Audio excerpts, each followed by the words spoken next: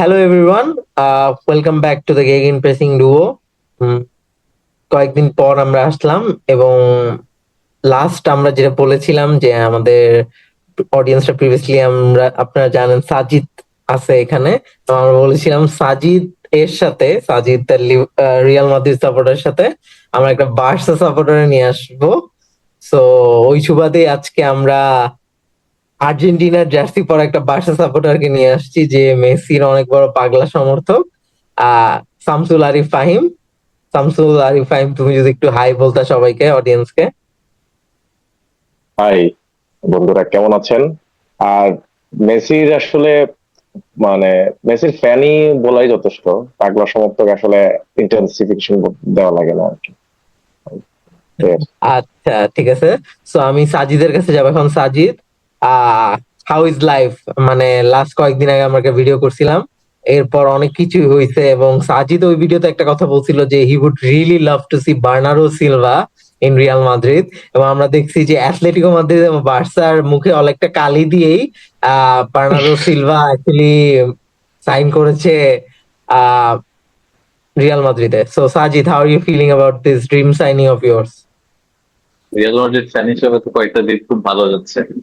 সব দেখা যাচ্ছে যেই ক্লাবই নিতে যাক না কেন, এমন নেমে নি ক্লাবস বাট পোস্ট করে নিচ্ছে। And the good thing is যে এখন একটু এক্সপিরিয়েন্স প্লেয়ার নেওয়া শুরু করছে।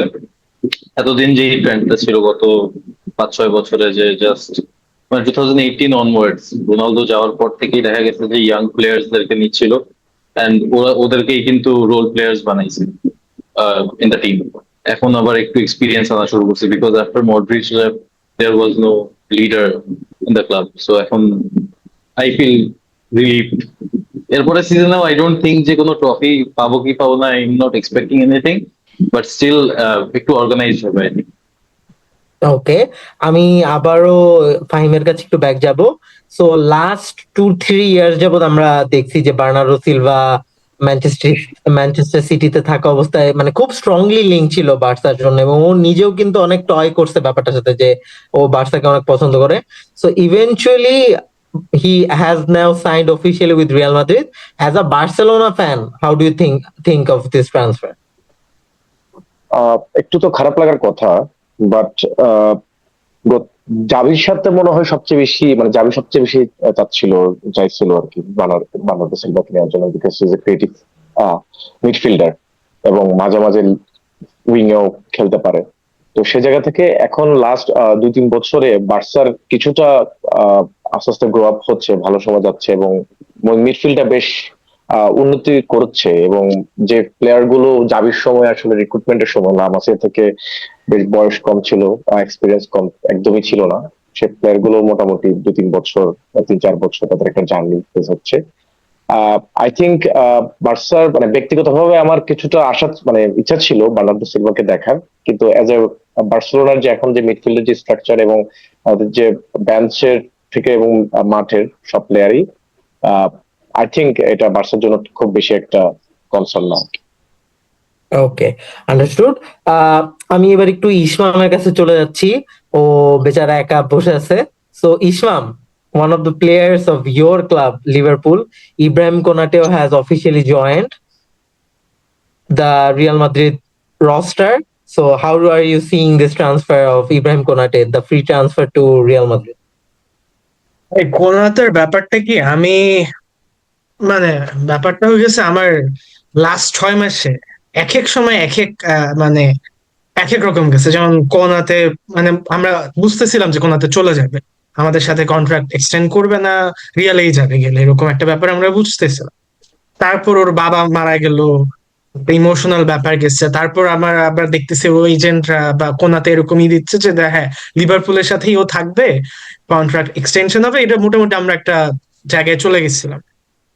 And ওখান থেকে এসে একদম যখন মানে সিজনটা শেষ হয়ে গেল, তখন আমরা দেখলাম যে কন্ট্রাক্ট এক্সটেনশনটা হইলো না, এন্ড ও আসলে রিয়াল মাদ্রিদেই যাচ্ছে।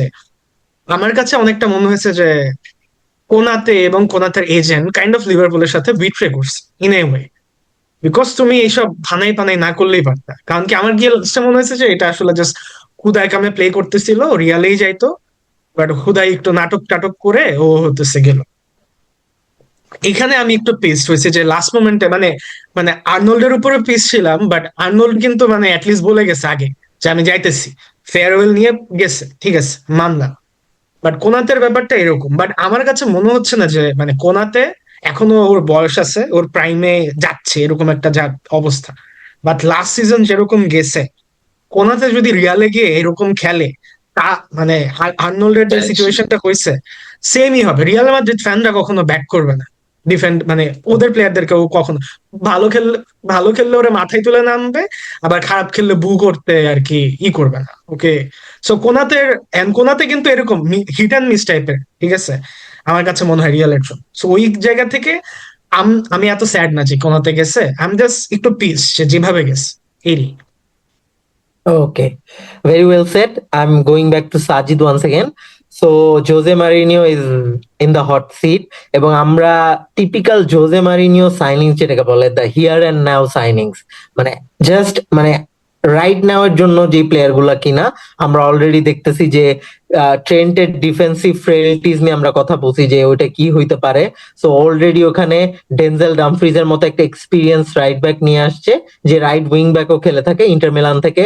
তারপর বার্নার্ডো সিলভার, কোনাটের কথা তো আমরা বলছি, ম্যানচেস্টার সিটি এবং লিভারপুল থেকে দুইটা Premier League proven big name signings.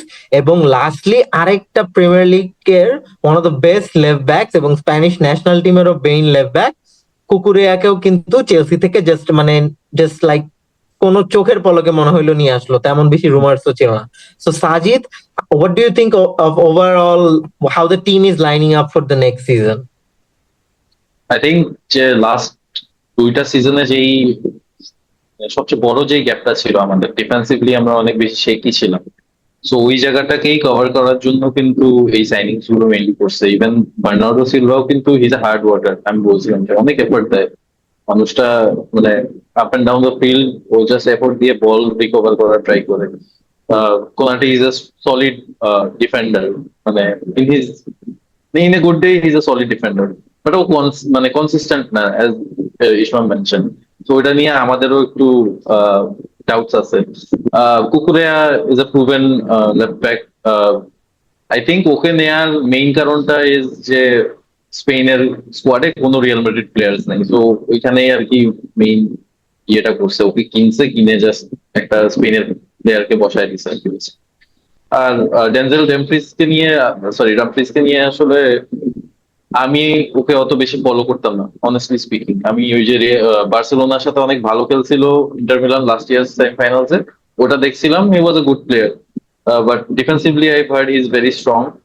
So ওই ফ্রন্টের যে গ্যাপ গুলো থাকবে ওগুলো আই থিঙ্ক ও ফিল আপ করবে। সো ফ্রন্টের জন্য খুব ভালো একটা অল্টারনেটিভ পাওয়া গেছে। Alternative, I won't say it's an alternative, but it's a good backup. Okay, so Dumfries would be the backup of Trent according to you, In my not the opinion, other. because it will depend on the games, because যেখানে defensively solid হওয়া লাগবে ওগুলো গেমসে দেখা যাবে ফ্রেন্ডকে নামাবে না। আর যেগুলো গেমসে দেখা যাবে যে অ্যাটাকিং ফুটবলের থ্রুতে এক্সপোজ করা যাবে অপোনেন্টকে, ওগুলোতে ফ্রেন্ডকেই খেলাবে। It is on a good It's rule. an excellent point এবং I think it's a very good balance for a manager to have. So very rightly pointed out. So আমি আবারও ফাহিমের কাছে চলে যাব এবং অনেকটাই একটু টু পার্ট কোয়েশ্চেন করব ফাহিমকে আমি। সো প্রথম কোয়েশ্চেনটা হচ্ছে, how does it feel to see মানে বার্সেলোনা ইউথ সেটআপের একটা প্রমিনেন্ট প্লেয়ার কুকুরেয়া ছিল, বার্সেলোনার মানে টকড অ্যাবাউট যে নেক্সট 10 বছর ওই লেফট ব্যাক হবে এমন একটা প্লেয়ার এখন রিয়াল মাদ্রিদের জন্য নামবে। আর সেকেন্ড কোয়েশ্চেন যেটা হচ্ছে যে হুলিয়ান আলভারেজ নিয়ে তো অনেক দুনিয়া এসপার ওসপার হয়ে যাচ্ছে। তো হুলিয়ান আলভারেজ আসলে কি বার্সায় আসবে না লসুট হবে আবার? আর বার্সেলোনা তো খালি লসুটই করতেছে, কিন্তু বার্সার কি টাকাও আছে লসুট লওয়ার? মানে হোয়াট ইজ হ্যাপেনিং? সো এই টু পার্ট কোয়েশ্চেন ফাহিমের জন্য আমি ছুড়ে দিলাম। আচ্ছা, আমি সেকেন্ড কোশ্চেন দিয়ে শুরু করি। আহ, এর আগেও গ্রিজম্যানকে নিয়েও বেশ অ্যাথলেটিকো এরকম একটা ক্রাইসিসের মধ্যে ফেলা করে। আসলে অ্যাথলেটিকো মাদ্রিদের ক্লাবে বৈশিষ্ট্যগতভাবে এই জিনিসগুলো তারা আমরা ডিস্ট্রিক্টলি দেখে আসতেছি।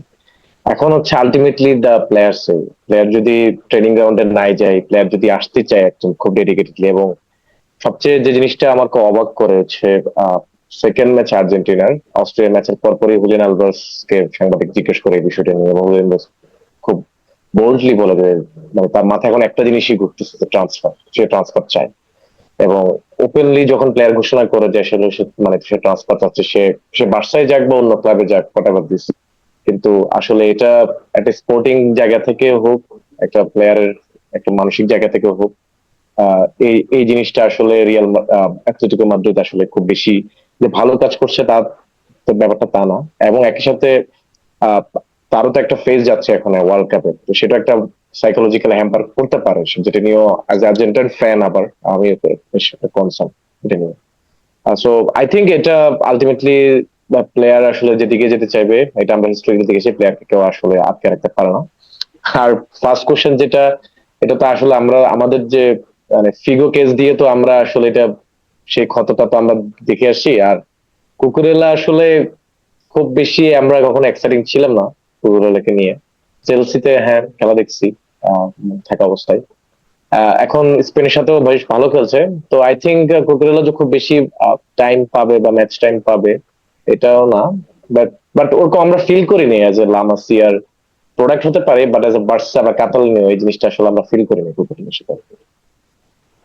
ওকে, আন্ডারস্টুড। এখন আমি এই কনভারসেশনের মাঝে একটু আবার ইসমামের কাছে চলে যাব। সো ইসমাম, বেসিক্যালি আমরা লামাসিয়ার একটা প্রোডাক্ট নিয়ে কথা বলতেছি, বাট এরকমই আরেকটা রিয়াল মাদ্রিদের একাডেমির প্রোডাক্টকে রিসেন্টলি লিভারপুল কিনে নিছে।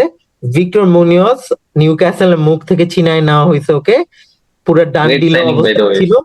হ্যাঁ, তো ভিক্টর মুনিয়সকে কিনে ফেলছে অসাসুনা থেকে Liverpool. What's your stance on this signing? ভাই খুবই এক্সাইটিং একটা সাইনিং, এন্ড আমার খুবই ভালো লাগে যখন আউট অফ নোওয়্যার এসব সাইনিং হয়ে যায় না, ওটা খুব ভালো লাগে যে এক রাতে ঘুম থেকে উঠে দেখি প্লেয়ার কিনে ফেলছি। এই ব্যাপারগুলো আসলে খুবই এক্সাইটিং। আর এরকম নিউক্যাসলের সাথে কিন্তু আমাদের এটা হচ্ছে আর কি, একে থেকে কিনলাম, ইসাক হইলো, এখন আবার মানে বাট আমার ব্যাপারটা কি জানেন, স্প্যানিশ প্লেয়ার নিয়ে আমার একটু ভয় লাগে বুঝছেন। এমনিতেই রিয়াল মাদ্রিদ বার্সেলোনার যে অবস্থা, মানে এদের মেন্টালিটিতে থাকে আমরা রিয়ালে খেলবো বা বার্সায় খেলবো বুঝছেন। ওদের জন্ম থেকে জন্ম নেয় ফুটবল খেলে, যে ক্লাবেই থাকুক, রিয়াল বা বার্সাতে ডাক দিলে এদের মাথা খারাপ হয়ে যায়। এখন এই মনো আর আমি ওকে নিয়ে লং টার্ম কি প্ল্যান করবো এটা নিয়ে আমার একটা ভয় লাগে, যে 2 বছর ভালো খেলবে, রিয়াল মাদ্রিদ বলবে যে ভাই তোমাকে আমরা কিনতে চাই, দৌড় দৌড় দিয়ে চলে যায় বুঝছেন। এই যে একটা ইনসিকিউরিটি হয়ে গেছে অ্যাজ এ লিভারপুল ফ্যান, কোতিনো চলে গেল বার্সেলোনায়, এই চলে গেছে মার্নো চলে গেছে রিয়ালে, মানে ওই ব্যাপারটা আমার মাথায় কিন্তু প্রথমেই কাজ করছে। বাট হুম। নেভারদালেস আমার কাছে মনে হয় যে আমাদের আরিওলা যে নতুন কোচ, ওর আন্ডারে খুবই এক্সাইটিং একটা সাইনিং। এন্ড দুই উইং এ খেলতে পারে, লেফট উইং এও খেলতে পারে, রাইট উইং এও খেলতে পারে, আমাদের এরকম একটা প্লেয়ার দরকার ছিল। এন্ড খুবই ভালো আর কি, মানে বল নিয়ে একদম মাঝমাঠ থেকে চলে যায় যাওয়ার অ্যাবিলিটি আছে আর কি। এন্ড মানে আমাদের তো গ্যাকপোকে নিয়ে আমাদের একটা মানে গ্যাকপো নেদারল্যান্ডসে যতই ভালো খেলুক, লিভারপুলে কিন্তু আমরা সবাই জানি কি অবস্থা হয়। সো হুম।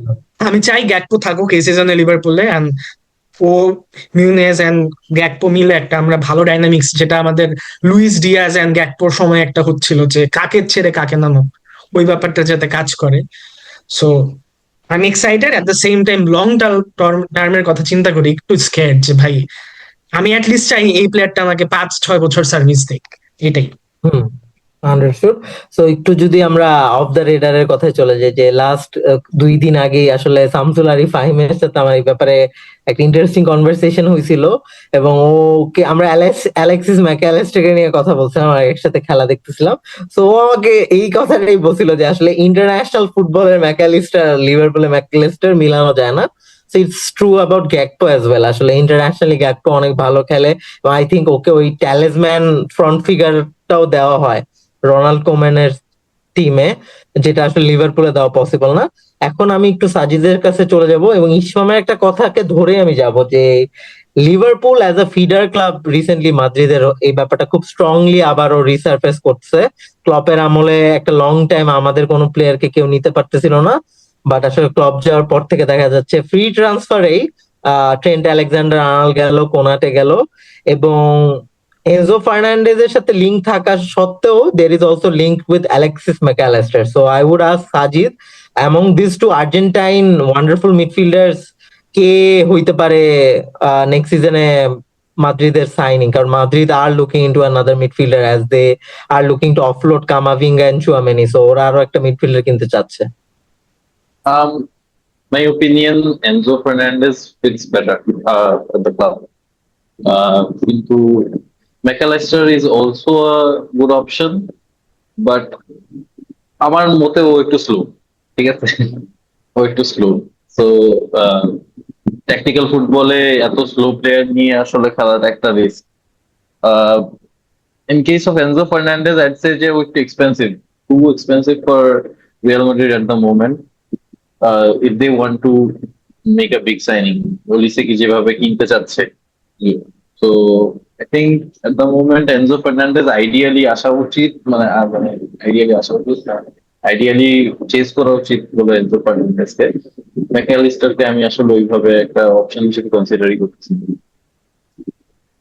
অলরাইট। গুড অপশন হিসেবে। ফাহিম, তোমার কাছে আমি ব্যাক আসতেছি এখন। The all important question whenever it comes to any Barcelona team, এটা হচ্ছে যে বার্সেলোনার একটা লং টার্ম ইউসিএল ট্রমা চলতেছে।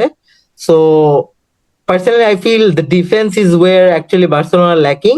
সো নেক্সট সিজন কি কোনো এরকম ভালো ডিফেন্ডার সাইনিং লাইন আপ আছে নাকি ক্লাবের, সো দ্যাট নেক্সট সিজন ইউসিএলটাতে আর একটু ভালো করে চার্জ করা যায় ক্লাবের জন্য, বিকজ অনেক দিন হয়ে গেছে বার্সা এখন ইউসিএল জিততেছে আচ্ছা, না। এই আমি আমার আচ্ছা এই গত কয়েকটা ইউসিএল সিজনে আমরা দেখে আসছি যে আরাহো হচ্ছে আহ, মাঝে মাঝে ভুল করে মিস্টেক করছে। এরপর হচ্ছে গত দুটাই ইউসিএল অ্যাথলেটিকের সাথে দুটা ওপেন এবং অ্যারোয়ে দুটাই হচ্ছে রেড কার্ডের একটা জায়গা থাকে, যেহেতু হচ্ছে হাইল্যান্ডের ডিফেন্স খেলা হয় এবং ফ্লিকের হাইল্যান্ড ডিফেন্সের একটা জায়গা থাকে যে একটা সিনিয়র আসলে একটা অভিজ্ঞ ডিফেন্ডার, যেটা হচ্ছে এর আগে আমরা আহ, দেখে আসছিলাম গত সিজনে। কিন্তু এই বছর যেটা হচ্ছে যে কোভার্সির সাথে যে একটা সিনিয়র একজন থাকবে ডিফেন্ডার, অভিজ্ঞ ডিফেন্ডার, সেই জিনিসটা এবারে পুরোপুরি মিসিং ছিল মার্টিনের যেতে মাথা। তো এই বছর শুরুর দিকে আমি শুনছিলাম হচ্ছে বাস্তনির সাথে লিঙ্ক আপ ছিল, কিন্তু ইন্টার তো এবং বাস্তনি নিজেও না করে দেয়। এখন একটা লিঙ্ক আপ শোনা যাচ্ছে, এটা টুইটার গেটে যা দেখতে পাচ্ছি এটা হচ্ছে ভার্দিওল, রাস্কো ভার্দিওল। আর এছাড়া আসলে ক্রিশ্চিয়ান রোমেরোর নামও শোনা যায় মাঝে মাঝে। তো সবই হচ্ছে এখনো ডিফেন্ডার নিয়ে বার্সার পুরোটাই সবকিছু এখন রোমের উপরে, এখনো ওরকম ফিক্সড কোনো নাম শোনা যাচ্ছে না। বাট আমি খুশি হবো যদি গাস্কো ভার্দিওল আসে, লেফট ফুট সিবি। তো ওকে, ভার্দিওল খুবই ভালো একটা defender from Manchester City, a very good shout out. আর এ বাদেও যদি আমি একটু ফাহিম তোমার থেকে জানতে চাই যে any signing in particular as a fan you want to see, মানে আলভারেজটা বাদে, বিকজ এটা তো অলরেডি একটা পাইপলাইন আছে, এটা নিয়ে অনেক কিছু হচ্ছে। এ বাদে আউট অফ দ্য ব্লু বা তোমার পার্সোনাল কোনো চয়েস যে এই প্লেয়ারটা ক্লাবে রিয়েলিস্টিকলি আসে অনেক বেনিফিটেড হইতে পারি আমরা।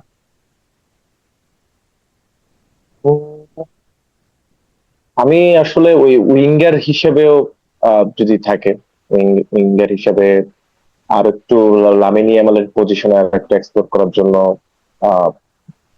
রিসেন্ট আসলে ওরকম অসিমেনের সাথে হয়তো বা কানেকশন ছিল, কিন্তু ওরকম একটা জায়গা এখনো নাই আসলে। বাট আমি ডিফেন্সে আমি শেষে মনোযোগ দিব। আমি আসলে চাইতেছি আর কি বাস্তুনিকে আনতে, মানে আমার খুব জায়গা ছিল বাস্তুনি যদি আসতো, ফেভারিট ডিফেন্ডার। আর মিডফিল্ডে যদি আই লাইক এনজো ফার্নান্দেস, কিন্তু এটা তো আসলে সম্ভব না, এটা রিয়াল মাদ্রিদের সাথে লিঙ্ক আপ। আর আমি আসলে এই সিজনে আসলে চাইছিলাম আর কি যে তোমার হচ্ছে প্লেয়ারটা জানেন না, কি জানি নাম, আচ্ছা নামটা ভুলে গেছি এই মুহূর্তে। তো এই মিডফিল্ড এন্ড কোন ক্লাবে খেলে ডিফেন্স প্লেয়ারটা? অ্যাকচুয়ালি আমার এখন মাথায় মনে নাই, আসলে আমি মনে আসলে ওকে বলবো না, ওকে ওকে, মনে পড়ছে না। Alright alright. সো বার্সেলোনা থেকে যদি আমরা আরেকটু এখন আমাদের সবচেয়ে ট্রেন্ডি টপিকটা চলে আসি এই মোমেন্টে, যেটা হচ্ছে ওয়ার্ল্ড কাপ, এবং মানে হোল ফুটবলটার সাথে এটা কানেক্টেড, বিকজ ওয়ার্ল্ড কাপ থেকে অনেক ট্রান্সফার, অনেক প্লেয়াররা বের হচ্ছে। আমরা অলরেডি দেখতেছি আইভরি কোস্টে ইয়ান ডিয়ামান্ডে, যে অনেক হাইপ ছিল দুই একটা ভালো পারফরমেন্স পর আরো ল্যামলাইটে চলে আসছে লিভারপুল লিগ।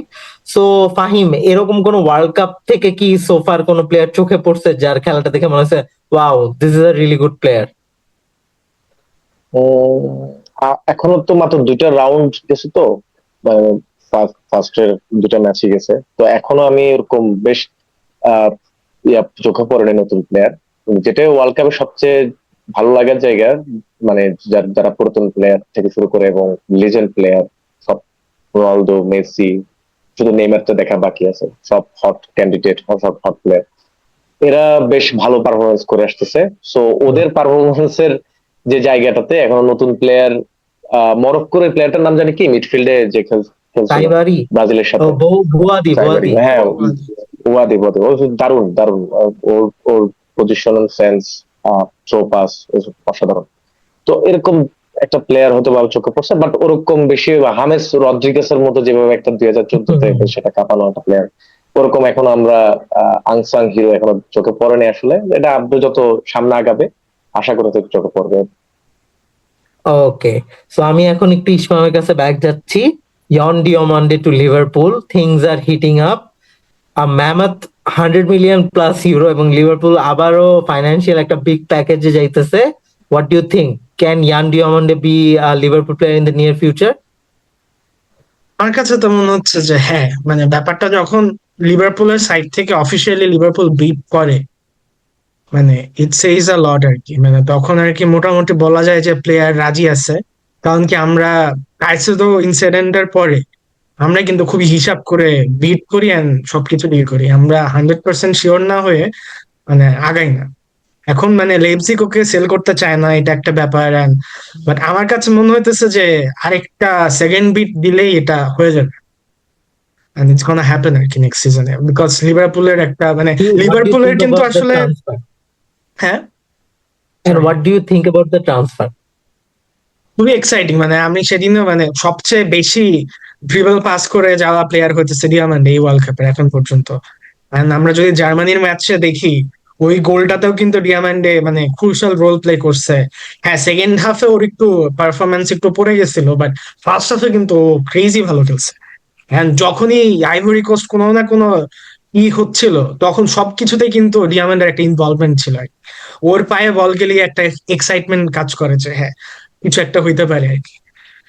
সো ওইরকম একটা এক্স ফ্যাক্টর থাকা লাগবে যে কিনা লিভারপুলের রাইট উইং এ খেলবে, যে যার কাছে পায়ে বল গেলে প্লেয়ার মানে আমরা যেমন সালার পায়ে বল গেলে একটা এক্সাইটিং ফিল করতাম যে সামথিংস গোনা হ্যাপেন, ওই ব্যাপারটা কিন্তু একটা প্লেয়ারের থাকা লাগবে। মানে আমি বলতেছি না যে ডিয়ামান্ডি কোনোভাবে সালাকে রিপ্লেস করতে পারবে, বাট ওই ব্যাপারটা আর কি। আর অনেক ইয়াং প্লেয়ার, হ্যান্ড মানে ওর কথা চিন্তা করলে আমার সালার কথা মনে পড়ে, আরেকটা প্লেয়ারের কথা মনে পড়ে, মানে বিকজ মানে কিন্তু আমাদের প্রথমে রাইট উইং পজিশনের জন্য আসলে আসছিল, and পরে গিয়ে ও লেফট উইং এ সুইচ করছে। বাট ওর মধ্যে ওই ভাইবটা আছে যে ফিজিক্যালি অনেক স্ট্রং এন্ড লাইক অনেক দৌড়াইতে পারে, সবকিছুই যায় আর কি লিভারপুলের সাথে।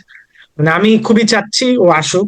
মানে আমি জানি যে আমরা বারকোলার সাথেও আছি যে ও না হলে বারকোলা সামথিং, বাট আমি ওকেই চাই। এট দ্য সেম টাইম দেখেন লিভারপুল কিন্তু আসলে আমাদের একটা মিডফিল্ডার খুব দরকার সিডিএম এ, বাট আমরা আগে ডায়মন্ডকেই আগে সাইন করে তারপর আমরা বাকি পজিশন গুলাতে মুভ করতে চাচ্ছি, যে পরে আমরা ডিএম নিয়ে ভাববো বা কিনবো। সো আমার কাছে মনে হয় এটা সুন হয়ে যাবে। আমি চাই না যে ওয়ার্ল্ড কাপ শেষ পর্যন্ত ওয়েট করুক লিভারপুল। লেটস সি আর কি নেক্সট 1-2 উইকে কি হয়, আমি হোপফুল আর কি। আর যেহেতু তুই একটু মোহাম্মদ সালাহর কথা বলছো, I want to specially shout out Mohamed Salah. What a legend! ইজিপ্টকে প্রথমবারের মতো নকআউট স্টেজে নিয়ে গেছে, এন্ড হি অ্যাগেইন শোজ যে maybe he had a very average season, অনেক খারাপ করে নাই, but average season in his standard. But Mohamed Salah keeps on delivering, এবং যেই সালাহকে দলে নিবে সে একটা ওয়ান্ডারফুল ওয়ার্ল্ড ক্লাস উইঙ্গারই দলে ফেরাবে। আমি এখন আবার সাজিদের কাছে ব্যাক যাচ্ছি। আমি সিক্রেট সোর্সেস থেকে জানতে পারছি Sajid is someone who is not very much interested in international football, but I will still throw the question to Sajid. কাউকে সাপোর্ট করা হয় কি, আর না হইলেও কি লাইক কারোর প্রতি কি সিম্প্যাথি কাজ করে? আমি তো স্পেনের সাপোর্টার, আমি ও, স্পেনের সাপোর্টার, কিন্তু এই যে সবসময় স্পেনে দেখবেন ইন্টারেস্টিং। বার্সেলোনা ডমিনেট করে, ওকে, আমাকে বার্সেলোনা সিক্রেট প্লেয়ার্স ডমিনেট। বলেছিল যে you are not very much into like discussion of international. I'm not really into international football because I follow club football very closely. International football নিয়ে আসলে অত মাথা ব্যথা না, 2 বছর 4 বছর পর পর টুর্নামেন্টস আসে। আমার কাছে মনে হয় ওই সময় হলো সব দুনিয়ার সব ফ্যান একসাথে হয়ে যায়, তো এটা একটু স্যাচুরেটেড লাগে জিনিসটা আমাকে। True, but true, still true. International football নিয়ে আমি আসলে 2008 থেকে, মানে 2008 এর Euro final was the first match যেটা আমি স্পেনে দেখছিলাম, তো ওখান থেকে আমি সাপোর্ট করা শুরু করছি। দেন 2010 ওয়ার্ল্ড কাপে মিরাকুলাসলি জিতে গেছি। সো ওই সময় থেকেই স্পেন স্পেন সাপোর্ট করি, মানে If I'm ওয়ার্ল্ড not কাপের সময় mistaken, 2010 ওয়ার্ল্ড 2008 এর ফাইনালে মেবি টরেস ফাইনালে গোল হ্যাঁ, দিছিল। ফার্নান্ডো টোরেস 33rd হ্যাঁ, মিনিটে গোল দিয়েছিল। আমি রাত জেগে, মানে ফার্স্ট টাইম রাত জেগে খেলা দেখতেছি। তো ওই সময় that was really exciting for me. ওই সময় থেকেই স্পেনকে সাপোর্ট করে 2010-এ সবাই ব্রাজিল আর্জেন্টিনা, এই মানে সব তো ব্রাজিল আর্জেন্টিনাই সাপোর্ট করে বাংলাদেশিরা। আমার বাসায় একমাত্র শুধু স্পেনের ফ্ল্যাগটা ঝুলতো। মানুষ বলতো কি টিম সাপোর্ট করিস, but still late paid off, তাই না? yeah, exactly. 2010 world champions and one of the most dominating teams যখন খেলছে ওরা একটা পুরা লং টার্ম ডমিনেট করছে। সো এই ওয়ার্ল্ড কাপে সোফার কেপ ভার্দে এবং ওদের গোল আইকনিক গোলকিপিং পারফরমেন্স বাই ভোজিনিও ওই ম্যাচ ড্র হয়েছে। পরের ম্যাচে খুবই কম্প্রিহেন্সিভ ভাবে স্পেন জিতছে। So what do you think about Spain's prospect in this world cup? I think quarterfinals at most. If Lamine Yamal plays really well, O already কিন্তু নেমেই খুব ভালো খেলা শুরু করছে।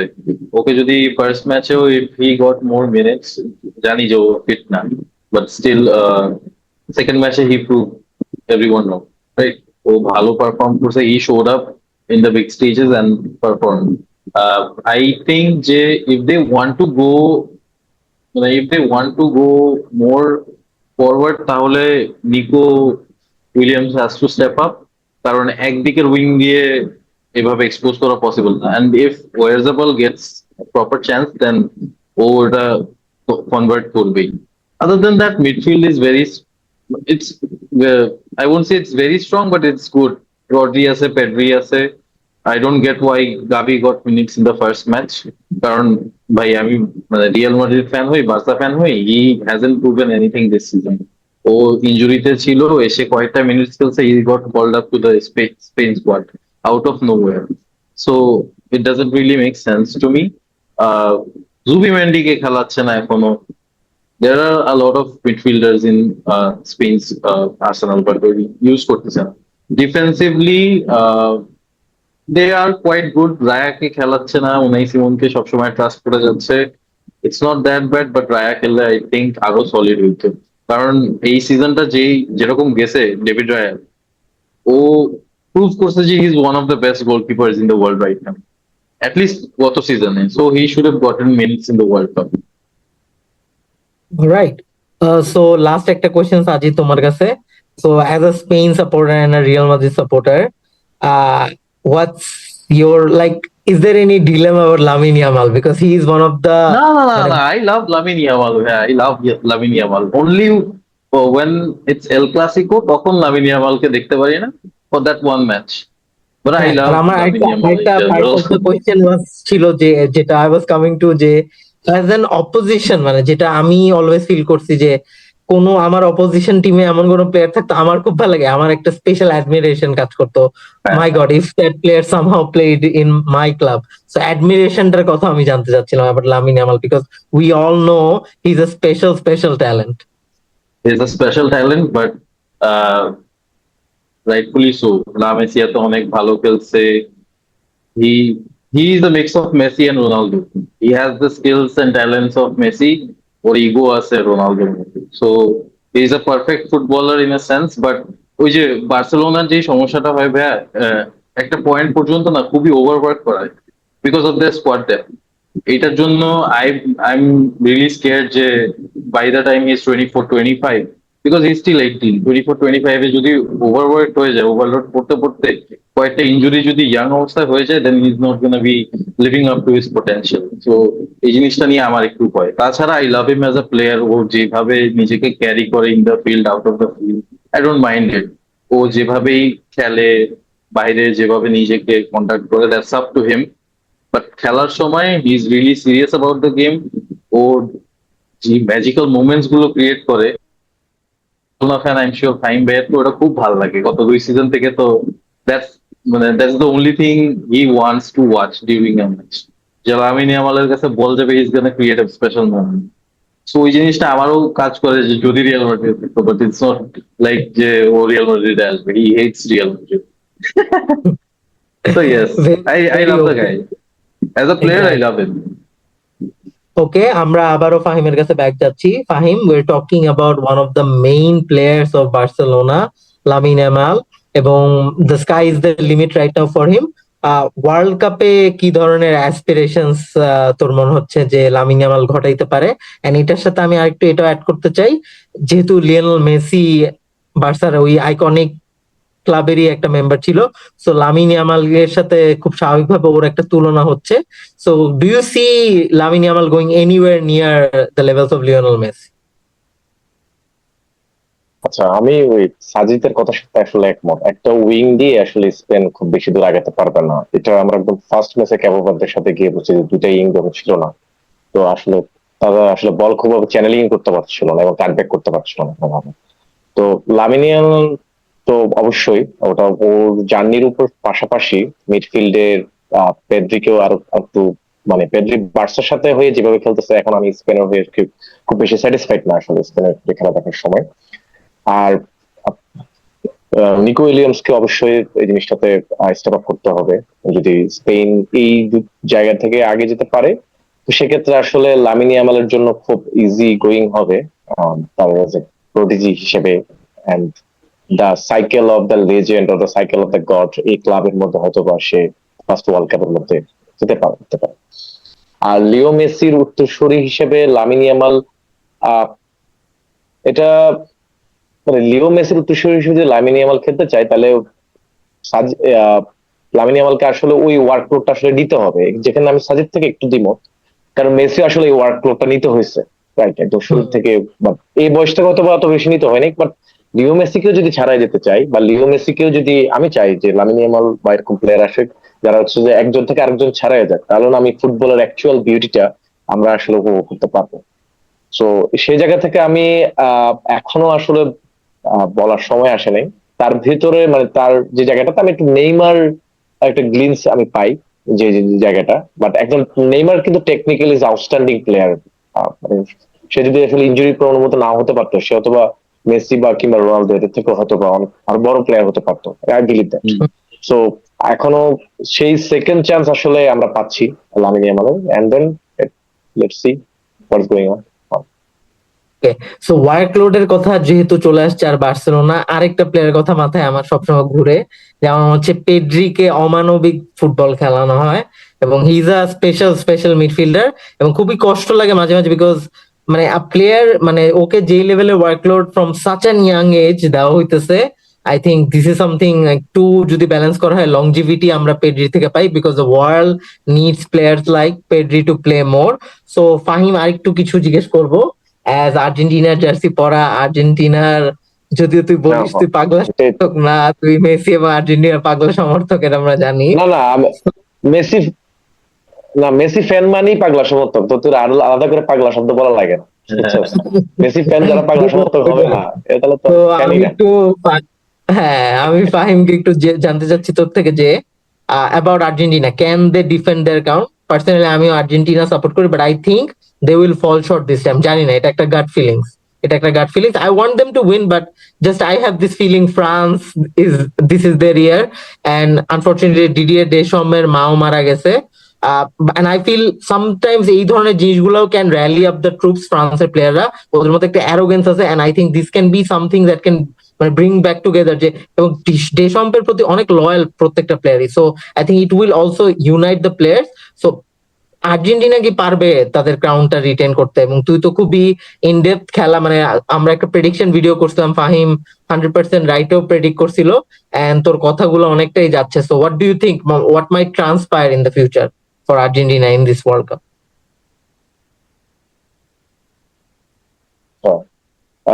22-এর আগে আর্জেন্টিনা প্রায় 36 ম্যাচ আনবিটেন ছিল। তো ওখানের মধ্যে আমার সৌভাগ্য হয়েছে প্রায় অনেকগুলো ম্যাচ দেখার, এবং আমি তখন মাইটোকে বলতেছিলাম যে উদিনেসের একটা প্লেয়ার আছে রদ্রিগো ডি পল, তারপর হচ্ছে অ্যানজো ফার্নান্দেজ, তখন বেশ একটা নাম শোনা যায়নি আসলে।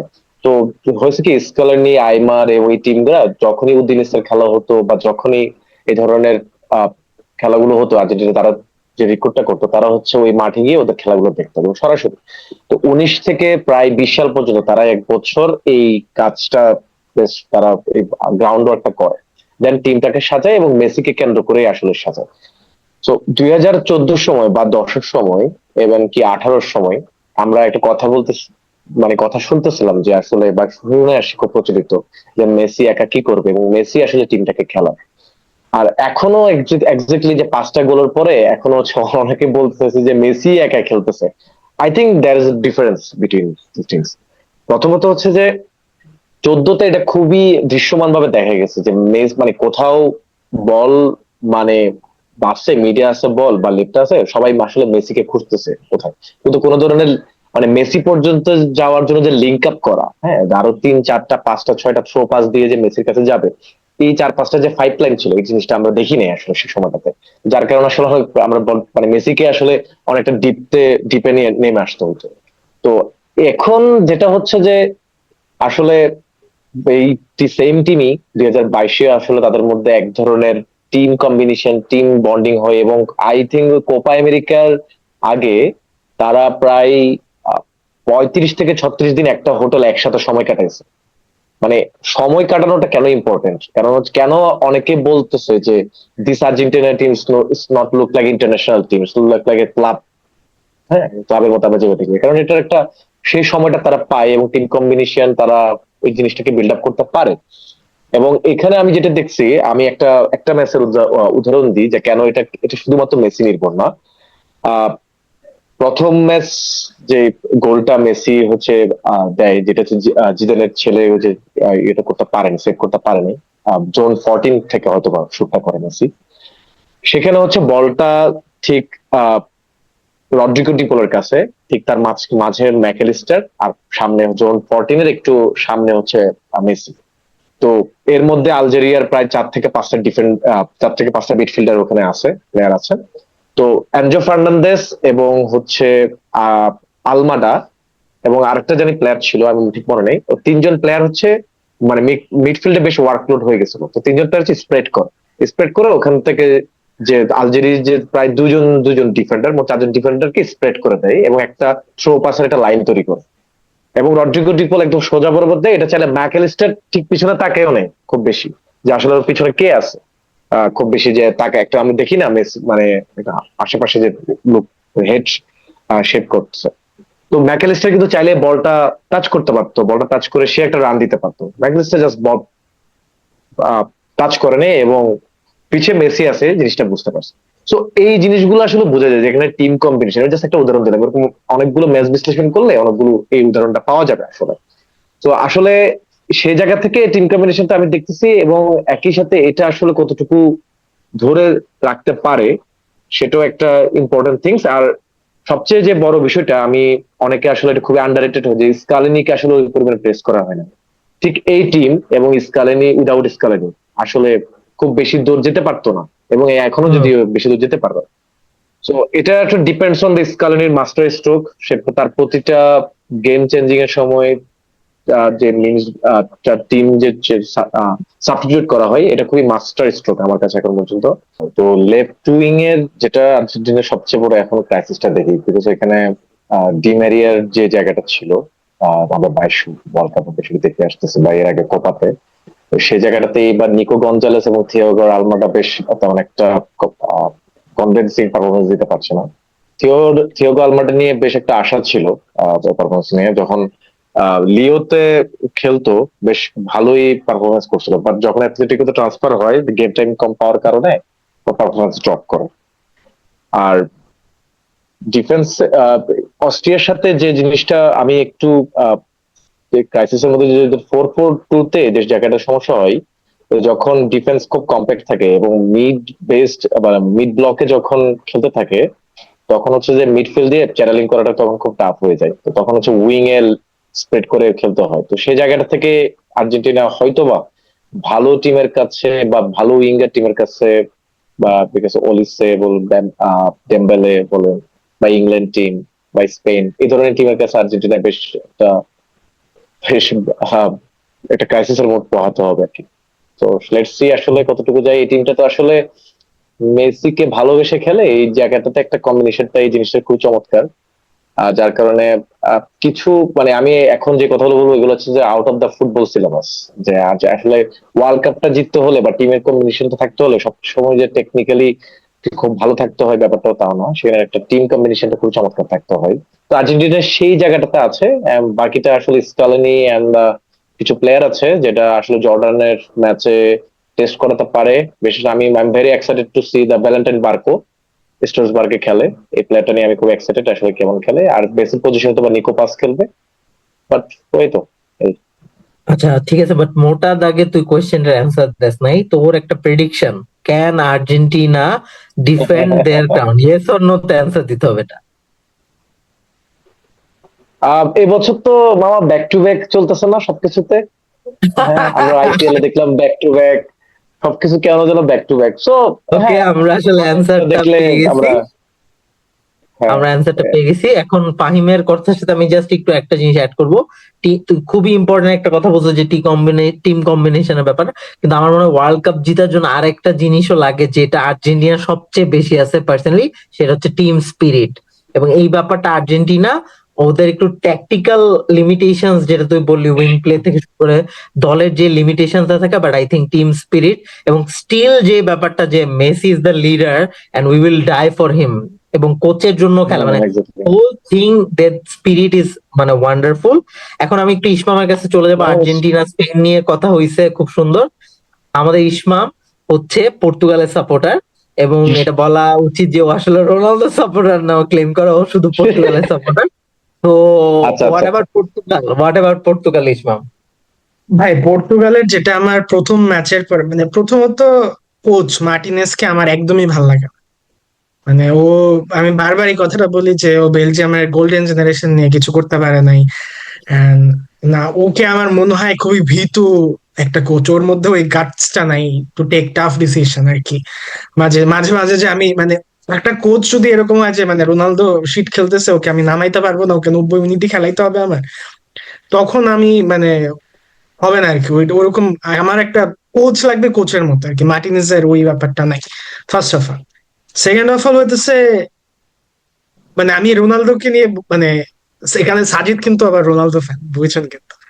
ঠিক আছে, রোনালদোকে নিয়ে আমার ব্যাপারটা কি জানেন, রোনালদো গোল দিলে আমার খুব ভালো লাগে। আমি রোনালদো হিটার না, রোনালদো পাগলা ফ্যান না আমি, ঠিক আছে। বাট একটা টাইমে রোনালদোর আমি একটা খুবই অ্যাডমায়ারার ছিলাম, যে আমার খুব ভালো লাগতো যে মেসিকে আনা বছরের পর বছর এরকম কম্পিটিশন দেওয়া। ম্যান, ইটস ইনসেইন লেভেলের মানে প্লেয়ার না হলে মেসিকে ওই লেভেলে কম্পিট করা যায় না। মানে ও করছে কিছু কিছু সময়, ওকে ছাড়া হয়ে গেছে কিছু কিছু সময়। হ্যাঁ, সেইখান থেকে আসলে মেসি মানে রোনালদো ভালো খেললে আমার ভালো লাগে। বাট যেটা বললাম যে ফার্স্ট ম্যাচে আমি ওই টিম কম্বিনেশনটা দেখিনি, মার্টিনেজের ওইরকম গাটস দেখানো কোনো আমি ডিসিশন দেখিনি।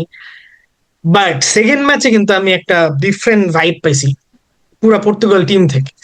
ওরা যেভাবে আর কি প্রেস করতেছিল, হোক এটা উজবেকিস্তান, যেভাবে ওরা রোনালদোর গোলটা সেলিব্রেট করছে এন্ড এভরিথিং, আমি একটা ভাইব পাইছি এই যে ওদের মধ্যে একটা ব্যাপার আছে যে হ্যাঁ ভাই, ঠিক আছে আমাদের মধ্যে ডিফারেন্সেস আছে, আমাদের মধ্যে ঝামেলা আছে, বাট এরকম ভালো টিম কম্বিনেশন, এত ভালো টিম পর্তুগাল নেক্সট 4 বছর, কারণ কি দেখেন ব্রুনো ফার্নান্দেজ এর বয়স হয়ে গেছে, নেক্সট ওয়ার্ল্ড কাপে ওর প্রাইমে থাকবে না, রোনালদো নাই। মানে এইটা, এইটাকে যতটুকু কাজে লাগানো যায়, এই টিম কম্বিনেশন যাই আছে এখান থেকে আমার কাছে মনে হয় রোনালদো মানে কি বলি, পর্তুগাল বেশি ভালো দূর পর্যন্ত যাবে, যাওয়া উচিত। বাট আই ডোন্ট থিঙ্ক ওই এক্স ফ্যাক্টরটা আছে যেটা আর কি একটা ওয়ার্ল্ড কাপ জেতার জন্য একটা টিমের থাকা উচিত। দো আমি পর্তুগাল ফ্যান, দো আমি চাই পর্তুগাল জিতুক, বাট আমার কাছে মনে হয় যে ফাইনাল আমরা জিততে পারবো না, বা আমরা মানে জেতাটা এখন ওই ক্যাপাবিলিটি আসেনি আসলে। ওকে, আমি এখানে একটু অ্যাড করবো ইসমামের সাথে, যেটা খুব ভালো একটা পয়েন্ট আউট করছো, যে এই ওয়ার্ল্ড কাপ পুরা throughout the 48 teams, I think the best midfield arguably পর্তুগালেরই, because PSG এর master duo of Vitinha and Joao Neves, এবং এর সামনে হচ্ছে সেন্টার অ্যাটাকিং মিডফিল্ডারে ব্রুনো ফার্নান্ডেজ, যে হচ্ছে তার প্রিমিয়ার লিগের রেকর্ড ব্রেকিং অ্যাসিস্ট সিজনের ওই ধারটা নিয়েই সেম ওয়ার্ল্ড কাপে আসছে। তো আমি এখন একটু সাজিদের কাছে চলে যাব। So, সাজিদকে আমি দুইটা প্রশ্ন করব, খুব simple question, and I don't think এত কমপ্লিকেটেড অ্যান্সার দিবে। সাজিদ খুব স্ট্রেট ফরওয়ার্ডই আমাদেরকে অ্যান্সার দিবে। So the first question is, according to you, who is going to win this year's World Cup? And the second question is, who is the GOAT? Boat conversation, I have no comments. ঠিক আছে, everyone has their own goals. ঠিক আছে, in my opinion, আমি হলো Iker কাসিয়াসের বড় fan. In my opinion, Iker Casillas is the GOAT. Even though ওর হলো ওই মানে গোল স্কোরিং ক্যাপাবিলিটি থাকার কথা না, because is a goalkeeper.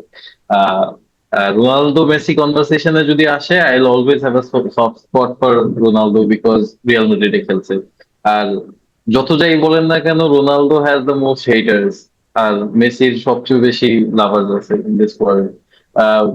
Underdog story একটা, ও হার্ড ওয়ার্ক করে করেই he build himself, whereas Messi has God gifted talent. I'm not saying যে ও হার্ড ওয়ার্ক করে না, he is also hard worker, নাহলে এত দূর পর্যন্ত আসা is not possible, and I appreciate both of them. In my opinion, Ronaldo surpasses Messi. It's just my opinion as a fan. আর যদি বলি যে ওয়ার্ল্ড কাপ ফেভারিটস কারা, আই বিলিভ ইটস ফ্রান্স। ভয়ঙ্কর একটা অ্যাটাক ভাই, ভয়ঙ্কর একটা অ্যাটাক। ইভেন দো গতকালকে মানে লাস্ট ম্যাচে Dembélé was not playing well in the first half, পরের হাফে দেখি জেগে উঠল, ভয়ঙ্কর একটা খেলা দিয়ে নেন। Mbappe scoring goals left and right, যে দিক দিয়ে বল যাচ্ছে গোল দিয়ে দিচ্ছে। ওলিসে ভয়ঙ্কর ভাবে সুন্দর সুন্দর অ্যাসিস্ট ক্রিয়েট করতেছে, মানে চান্সেস ক্রিয়েট করতেছে। ও সো এই জিনিসগুলো দেখে ভালোই লাগতেছে। অ্যাটাকিং প্রাওয়েসের দিক দিয়ে France has the most capable top three. So এর আগের ওয়ার্ল্ড কাপের ফাইনালেও no one expected France to equalise, 3টা গোল দিবে, 2টা গোল থেকে ফেরত আসবে। সো ওরা যে কোনো সময় they can turn the game around. So ওদের অনেক ভালো একটা চান্স আছে। ভাই আমি একটু সাজিদের সাথে অ্যাড করতে চাই। মানে আমি তো বললাম পর্তুগাল জিতবে না, বাট আমার যদি কোনো টিমের উপর বেট করতে হতো, রিয়েলিস্টিক্যালি আমি ফ্রান্সের উপর বেট করতাম। বাট এখানে একটা ইন্টারেস্টিং কথা আমি বলবো যে কেন বেট করতাম। এই ওয়ার্ল্ড কাপ শুরু হওয়ার আগে ক্যারেগারের আমি একটা ইন্টারভিউতে ওর কথা দেখতেছিলাম, যে ও বলতেছিল ফ্রান্স কখনোই ওয়ার্ল্ড কাপ জিতবে না। কারণ আপনার টিমে আছে এমবাপ্পে, ঠিক আছে, যে কিনা লাইক ওর ইগো ঝামেলা। ডেমবেলে, যার এবার একটা ব্যালন্ডিয়ার জেতার চান্সেস আছে। ওলিসে, যে কিনা বায়ার্ন মিউনিখে একটা পুরা সেরা সিজন কাটায় আসছে। এই 3টা প্লেয়ার এত ইগো ক্ল্যাশ হবে এইখানে, এই ওয়ার্ল্ড কাপে সবাই নিজের লাইমলাইটটা নিতে চাবে। ওরা কিভাবে এখানে ফ্রান্স টিম হিসেবে খেলতে পারবে? বাট এখানে এমবাপ্পে যেটা করে না রিয়াল মাদ্রিদে, যে ডিপে গিয়ে খেলে না, এখানে ও ডিপে গিয়ে খেলতেছে। ও যেভাবে ডেমবেলেকে খেলাচ্ছে, ডেমবেলে যেভাবে এমবাপ্পেকে খেলাচ্ছে, মানে এটা কেমনে দেশাম করতে পারছে এটা আমি জানি না। বাট ইট সেজ আ লট আর কি, অ্যাজ এ টিম ফ্রান্স কতটা স্ট্রং। যদি এই ডিফারেন্স ছড়ায় ওরা অ্যাজ এ টিম খেলতে পারে, ওরা আসলে ভয়ঙ্কর টিম। এন্ড মানে ওয়ার্ল্ড কাপে যে কোনো কিছু হইতে পারে, এক ম্যাচের দুর্ঘটনায় ওরা কিছু একটা হয়ে নক আউট হয়ে যেতে পারে। বাট রিয়েলিস্টিক্যালি যদি আমাকে বলো হইতো যে আমি আমার 1 কোটি টাকা আসতে আমি বাজি ধরবো, আমি ফ্রান্সের উপরই ধরবো। ওকে, আমি একটু যদি অ্যাড করি, যে আমারও গাট ফিলিংস বলতেছে France, and I hope the gut feelings is wrong, but আমার খুব স্ট্রংলি মনে হচ্ছে ফ্রান্স এবার জিতবে। আর I want to again shout out to Sajid, like always খুবই সুন্দরভাবে আর্টিকুলেটলি ওর ফ্যান্ডমও তুলে ধরছে, এবং একটু ডিপ্লোম্যাটিক ওয়েতেও রাইটলি অ্যান্সার করছে, and that's very classy of from him. আচ্ছা, আমি একটু ফাহিমের কাছে যাব। ফাহিম, সো আমরা অনেক কিছু ওয়ার্ল্ড কাপ উইনার, তুই তো বলছো আর্জেন্টিনা ডিফেন্ড করবে, আহ আমরা ওয়ার্ল্ড কাপ উইনার অন্যদের থেকে জানলাম। আমি তোর থেকে জানতে চাই, who might win the golden boot of this tournament and who might win the golden ball according to your predictions?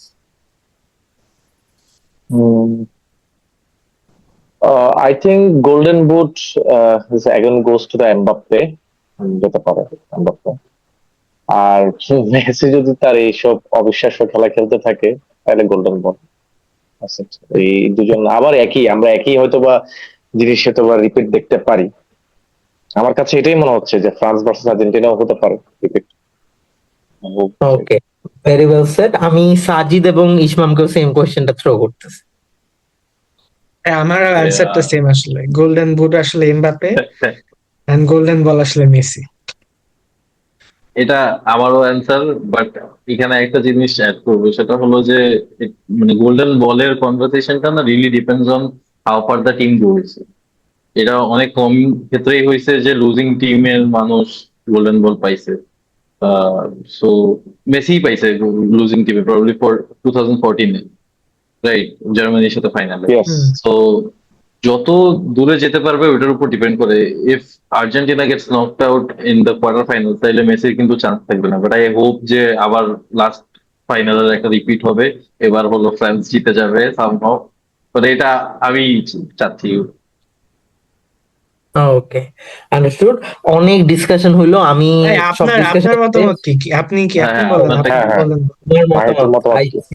হ্যাঁ, so I feel like Lionel Messi would win the Golden Boot. আমার মনে হচ্ছে Argentina একটা long রানে যাবে, and এই Messi মধ্যমণি ব্যাপারটা থাকবে। I feel like Lionel Messi would be the Golden Boot winner. এটা একটা গাট ফিলিংস, একটু ইমোশন থেকে বলতেছি, because Mbappe has more time. So আমারটা একটু লজিকের আচ্ছা, থেকে ওই বেশি।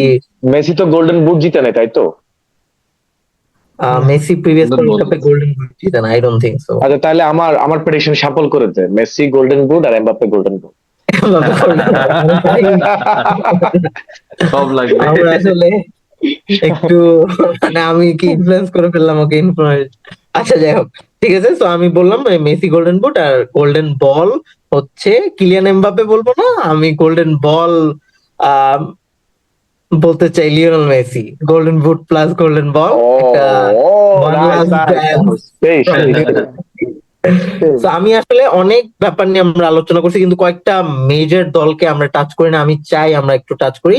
One of them is Brazil, and ব্রাজিলে আজকে নেইমার খেলবে, and Brazil as a team অনেক শেকি খেলতেছে। কার্লো অ্যানচেলত্তির টিম আসলে অনেকটাই জেল করে নেই, এবং as expected. So overall Brazil নিয়ে যদি আমরা একটু ফাহিমের থেকে আগে একটু শুনি, যেহেতু ফাহিমের একটা এক্সপার্টিজ আছে, কারণ হেট্রেড অনেক বেশি ওর মধ্যে ব্রাজিল নিয়ে। সো ও খুব সুন্দরভাবে বলতে পারবে I think. না, না, আমার ব্রাজিল নিয়ে হেটেড নাই, আমার হচ্ছে গিয়ে রোনালদো ফ্যান বেস নিয়ে একটু হেটেড আছে, but not all of the fan base. Rajib আচ্ছা, কিন্তু অনেক বড় আহ, রোনালদো ফ্যান, তো এখনো বুঝছো না, না এটা কি? এটা বিকজ অফ রিয়াল মাদ্রিদ, আপনার এটা এতটুকু বোঝা উচিত। না, না, সকল ফ্যান বেসের প্রতি না, কিছু ফ্যান বেসের প্রতি।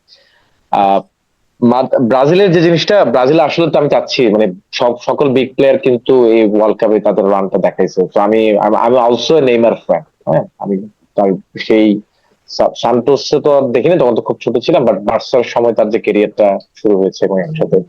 তো আমি এমএসএন। আশা করি হ্যাঁ, তো আমি আশা করি হচ্ছে নেইমার এবার যদি স্কটল্যান্ডের সাথে ফুল টাইম বা 45 মিনিটসও পাই, অ্যাটলিস্ট 2টা গোল কর বাবা, তুই 2টা গোল কর, মানে ওই ক্লাবে ঢুক। এটা আমার একটা ফ্যান হিসেবে আমার এক্সপেক্ট। আর ব্রাজিলের যেটা সমস্যা সেটা হচ্ছে মিডফিল্ডটা খুবই shaky and full back. So full ব্যাকটা কোনো না কোনো ভাবে জোড়াতালে দিয়ে খেলানো যায় ডিফেন্সিভলি, বাট মিডফিল্ডে যখন বল চ্যানেলিংটা আসে না, মিডফিল্ডে আমি মরক্কোর সাথে আমরা যেটা দেখছি ডোমিনেটেড পুরোপুরি। So এরকম পর্তুগাল কিংবা তাদের সাথে হয়তো বা যদি তারা লং রানে যায় ইংল্যান্ডের সাথে হয়তো বা খেলা করতে পারে, বা সো এই ধরনের টিমের কাছে, মিডফিল্ড এবং টিমের কাছে ব্রাজিল আসলে বেশ একটা ক্রাইসিসের মধ্যে পড়বে। But I think round of 16 তারা খুব ইজিলি উতরে যেতে পারে। ওকে, তো তুই আমার নেক্সট যেটা আমি বলতে যাচ্ছি, খুব সুন্দরভাবে আমাকে ওই জায়গাতে নিয়ে আসলি। আমি ইসমামের কাছে চলে যাব, যে ইংল্যান্ডের মতো টিম বা নেদারল্যান্ডস এর মতো টিমদের কি পসিবিলিটিস এই ওয়ার্ল্ড কাপে? ভাই, আমার কাছে মনে হয় যে টুশেলকে নিয়ে যত কথাবার্তা হয়েছে ওয়ার্ল্ড কাপ শুরু হওয়ার আগে, ওর টিম সিলেকশন সবকিছু মিলায়, বাট ও কিন্তু খুবই স্মার্ট ভাবে কাজ করছে। স্মার্ট ভাবে ইন সেন্স করছে, ও কিন্তু কেনকে ঘিরে টিমটাকে বানাইছে, ঠিক আছে? যে আমি কিভাবে মানে আজীবন ইংল্যান্ডের যেটা হয়েছে, এত ভালো ভালো প্লেয়াররা কিনছে, ওদের মধ্যে কম্বিনেশন ছিল না, এন্ড আলটিমেটলি কাজ করে নাই আর কি।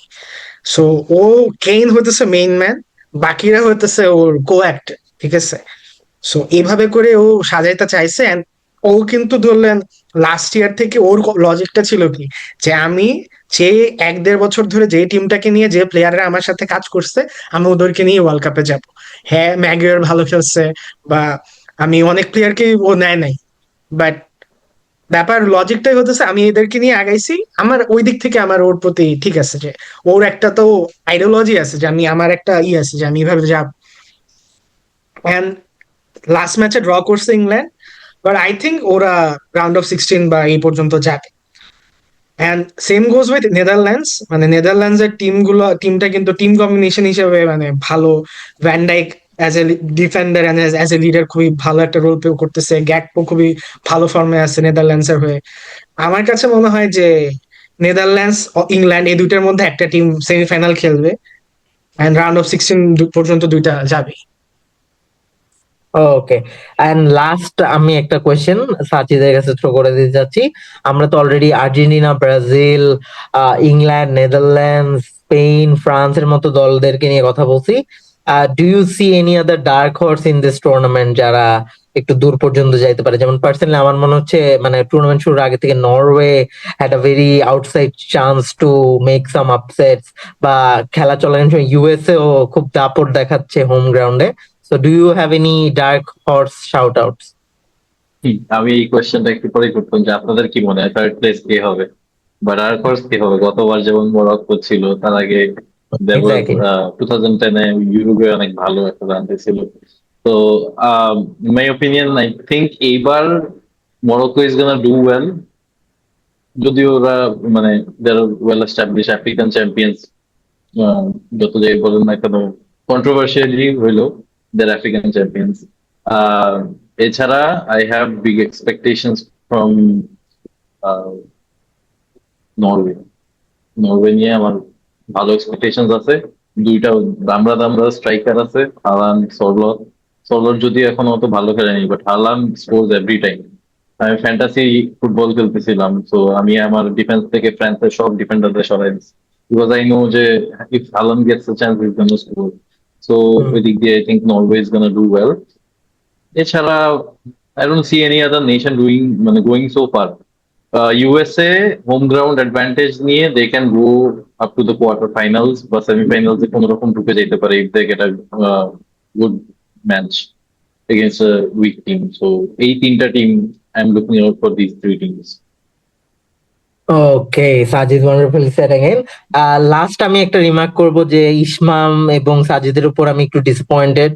আসলে দ্য সুইডিশ প্রবাসী ইসমাম এবং সুন টু বি সুইডিশ প্রবাসী সাজিদ সুইডেনকে নিয়ে কোনো শাউট আউট দেয় নাই, যেখানে সুইডেনের দলটাও সুইডেন কিন্তু একটা ম্যাচ খুব ভালো খেললো, তারপরের ম্যাচটাই একই ভাবে হারলো ভাই, মানে ভাই what is this? সেম মানে ব্যাপারটা হচ্ছে আমি সুইডেন নিয়ে জাস্ট এটাই বলবো, ইসাককে আমার দেখে ভালো লাগতেছে। হ্যাঁ, ইসাক ইসাক is ওর playing ফিটনেসে really well. ব্যাক করতেছেন, আমি জাস্ট ওটা নিয়ে এক্সাইটেড। ওদের টপ আমি মানে সামনে স্ট্রাইকার দুইটা যে ইসাক আর গিয়োকেরেস, দুইজনই ভালো খেলছে ভাই।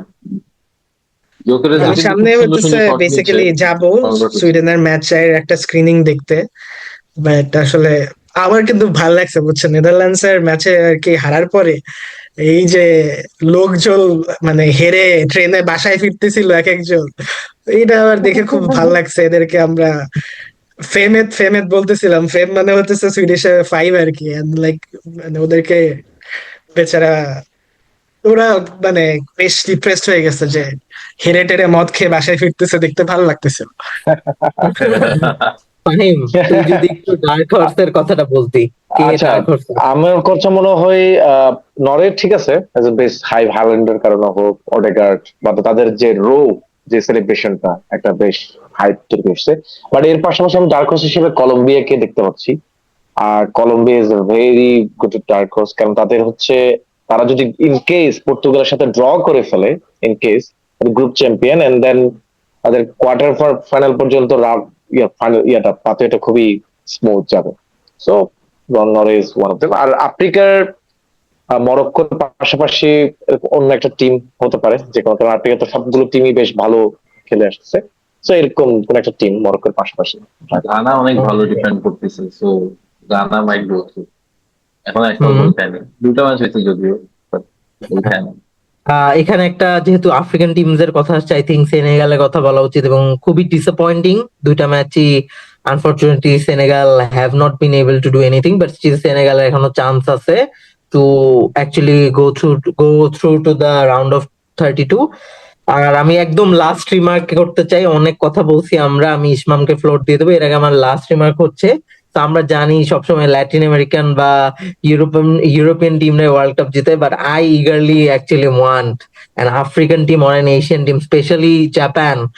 কাইরো মিটোমা নাই, ওদের ক্যাপ্টেন ওয়াতারু এন্ডো নাই দলে, তা ওরা যেভাবে রেজলিউটলি খেলতেছে, যে টুগেদারনেস নিয়ে খেলতেছে, আই থিঙ্ক এই টিম স্পিরিটটা very close to the Argentine team. I think Japan is an excellent team, এবং একটা আফ্রিকান টিম অথবা একটা এশিয়ান টিম যদি somehow can miraculously win this world cup, I think that would be like the icing on the cake. এবং I feel যে এই স্পোর্টসটাকে একটু গ্লোবাল করতে হলে we need a winner like that.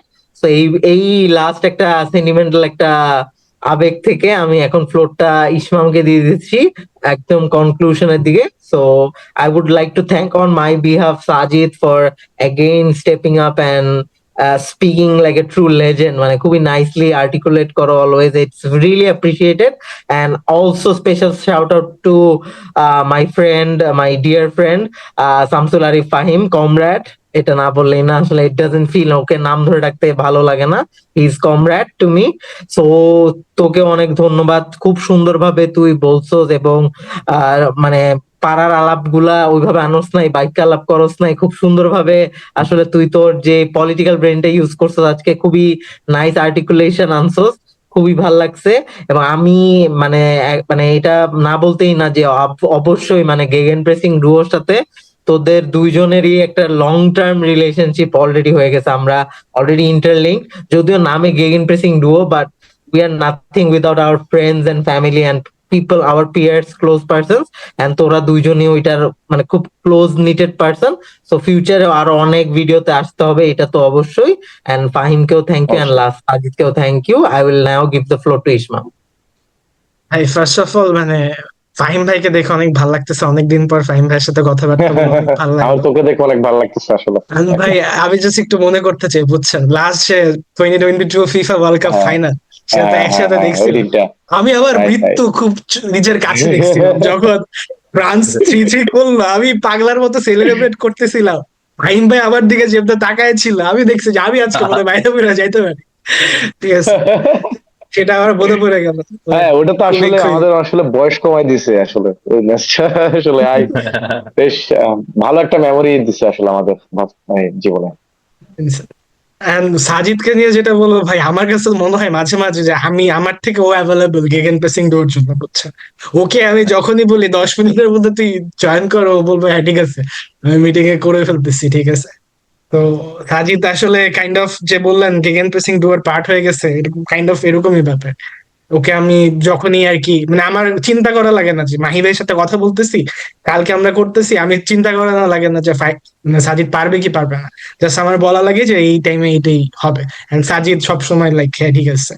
গতকালকে অনেক খারাপ সিচুয়েশনে ছিল সাজিদ, তারপরও ও কিন্তু এগ্রি করছিল যে আমি আসি, ঠিক আছে, যেভাবে যে সিচুয়েশনেই হোক আমি আসি, ঠিক আছে। তো এটার জন্য দুজনকেই থ্যাংক ইউ। এন্ড মানে ওভারঅল আর কি আমাদের এই মানে গোলটাই ছিল যে গেগেন প্রেসিং ডো এরকম একটা কমিউনিটি হবে, এন্ড আস্তে আস্তে কমিউনিটি বড় হবে, ফাহিম ভাই, সাজিদ, আরো অনেকে এসে সাথে কানেক্টেড হবে, আর ডিসকাশন গুলো আরো ইন্টারেস্টিং হবে। এন্ড আই গেস যারা দর্শক আছে আমাদের সাথে থাকবে, এন্ড আমাদের সাথে আমাদের এই video like, share and subscribe করবে, আমাদের ইনস্টাগ্রাম, ফেসবুক পেজ ফলো করবে, এন্ড মানে আমাদেরকে আরো আইডিয়াস দিবে আমরা আসলে কি করতে পারি, আমাদের সাথে আরো এঙ্গেজ করার ট্রাই করবে। And আমরা অলরেডি অনেক এঙ্গেজমেন্ট পাচ্ছি, যেমন মানুষজন আমাদেরকে টেক্সট করছে যে সামহাও আমাদের সাথে ইনভলভ হতে চায়।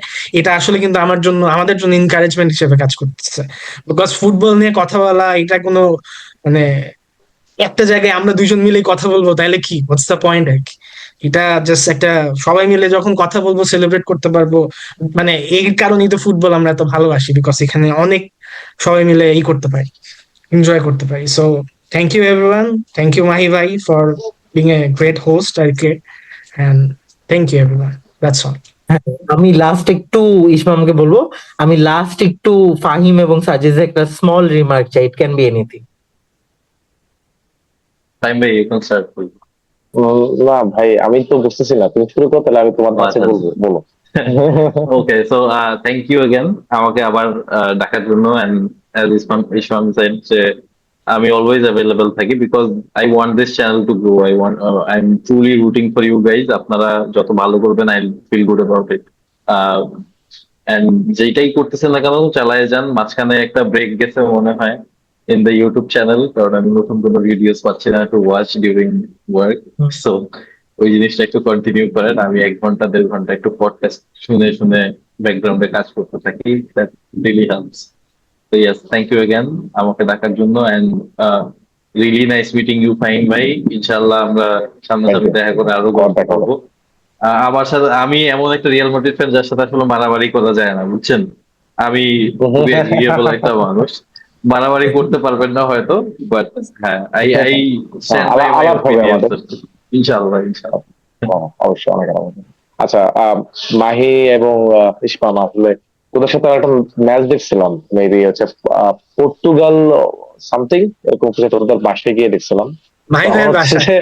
যে হ্যাঁ হ্যাঁ, ইসমাম হচ্ছে যে এমন ভাবে টিভির সামনে বলতেছিল মনে হচ্ছে সে ডাগ আউটে বসে আছে, ওই বইরে পাস দে, ওই ওরা পাস ধরে পাস ধরে পাস দে।